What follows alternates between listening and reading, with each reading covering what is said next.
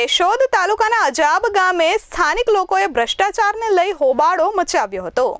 કેશોદના અજાબ ગામે ભાજપના જિલ્લા પ્રમુખ ચંદુભાઈ મકવાણાની અધ્યક્ષતામાં એક મીટિંગ મળી હતી। તેમાં સ્થાનિક લોકો ભ્રષ્ટાચારને લઈ હોબાળો મચાવ્યો હતો। વાત કરીએ તો કેશોદ તાલુકાના અજાબ ગામને સાંસદ અને ધારાસભ્યની ગ્રાન્ટમાં પણ વહાલા દવલાની નીતિ અપનાવાઈ રહી હોય તેવો આક્ષેપ થયો છે। તાલુકા પંચાયત સભ્યએ પોતાની વેદના રજૂ કરી છે।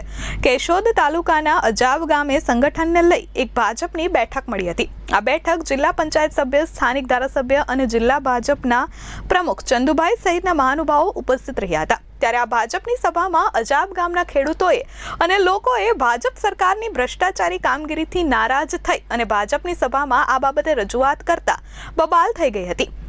લોકોનો રોષનો ભોગ ભાજપના જિલ્લા પ્રમુખ અને ધારાસભ્ય અને જિલ્લા પંચાયતના સભ્યોએ બનવું પડ્યું હતું।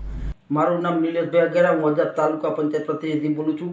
આજે મારા ગામમાં દેવભાઈ માલમ, ચંદુભાઈ મકવાણા તથા ધર્મિતાબેન કમાણી તાલુકા પ્રમુખ, પછી જિલ્લા તાલુકા પંચાયતના પ્રમુખ આવ્યા હતા અને મારા ગામમાં રોડની બાબતે વારંવાર રજૂઆત કરી, પણ અત્યારે બિસ્માર હાલત છે, કોઈ પણ ધ્યાનમાં ના લીધું। મારે ભાદેડીની પુલ છે તેની પણ અમે વારંવાર રજૂઆત કરી અને અત્યારે આયુષ્માન કાર્ડ કાઢવામાં આવ્યા, પરંતુ અહીંયા ભાદેડીની પુલને બિસ્માર હાલતને કારણે 4 થી 5 લોકોની મૃત્યુ થયેલ છે। અમારી પાસે સાક્ષી પુરાવા છે। બાપુડી મઢીનો રસ્તો 1 વર્ષથી મંજૂર થઈ ગયેલ છે, તોય પણ કોઈ પણ કાર્યવાહી કરવામાં આવતી નથી। અને દેવાભાઈ માલમને અમે ફોન કર્યો હતો કે અમારા ગામના ખેડૂતની માંડવી નબળી છે તો તમે એની તોરાય એવી કોશિશ કરો, પણ તેની જવાબ આપ્યો કે તેમાંથી ખરાબ ડોડા મેળવ્યો તો તમારી માંડવી તોડશે, નકર તમારી રિજેક્ટ થાય। તો અમારી ગામમાં ઝીણી માંડવી હોવાથી ખૂબ મોટું નુકસાન થયેલું હતું, તો માંડવી 15,000ની ખાંડી વેચવી પડી, તો અમારે કોઈ ધ્યાન ન આપ્યું અને લોકો અત્યારે મને આ બાબતના ઘણા પ્રશ્નો પૂછે, એનો જવાબ મારી રીતે ભરાણો નહીં। એટલે મેં આજે આગેવાનો આવ્યા અને આ રજૂઆત કરી અને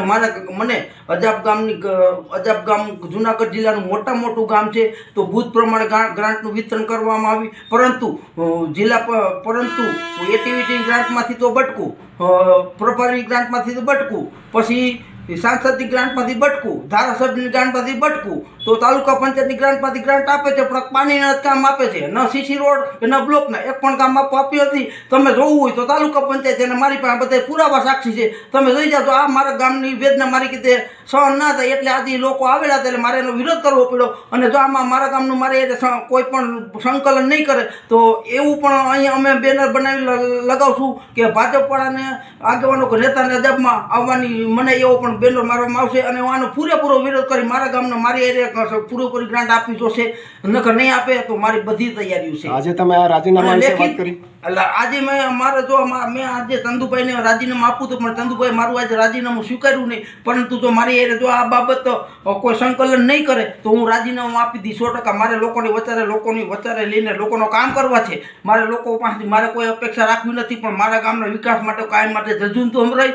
અને જો મારા ગામનો વિકાસ નહીં થાય તો મારા ગામના લોકોને સાથે રાખી અને મોટું આંદોલન કરી, મુખ્યમંત્રીને રજૂઆત કરી, રાઘવજી પટેલને રજૂઆત કરી અને જિલ્લા પ્રમુખને રજૂઆત કરી, બધાને રજૂઆત કરી અને હું રજૂઆત આ છતાંય ન આવ્યું તો અમારા ગામમાં એવો પણ બેનર લાગશે કે અજાબમાં ભાજપના આગેવાનો નેતાઓને સખ્ત બનાય।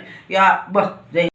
આજરોજ અજાબ જિલ્લા પંચાયત સીટમાં સંગઠનલક્ષી એક બેઠકમાં અમે અને ધારાસભ્ય અને જિલ્લા પંચાયતના સદસ્ય બધા ઉપસ્થિત થયા હતા। અજાબ પટેલ સમાજ ખાતે ખૂબ મોટી સંખ્યામાં પાર્ટીના સંગઠનના પેજ સમિતિના પ્રમુખ, બુથ સમિતિના પ્રમુખ અને સૌ સંગઠનના હોદ્દેદારો, કર્મઠ કાર્યકર્તાઓએ આગામી તાલુકા જિલ્લા પંચાયતની ચૂંટણીના સંગઠનના ભાગરૂપે આજે જે વ્યવસ્થા બેઠક મળેલ હતી ત્યારે અમે સૌ અજાબ પધાર્યા હતા।